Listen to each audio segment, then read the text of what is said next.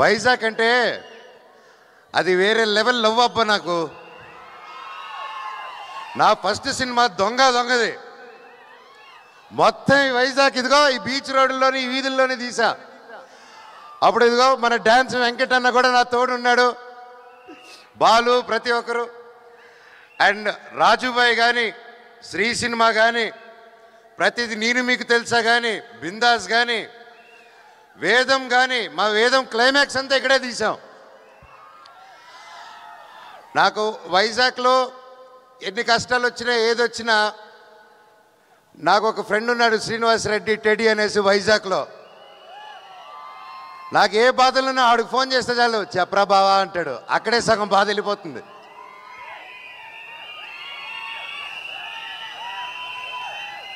నేను ఇన్ని సంవత్సరాల తర్వాత లైక్ సినిమా మీకు తెలిసిందే, ఎన్నో సినిమాలు చేశాను, మీకు నచ్చే సినిమాలు చేశాను.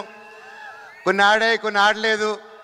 అయినా కూడా మీ అభిమానం రోజు రోజుకి పెరిగిందే తప్ప తగ్గలేదు ఏ రోజు.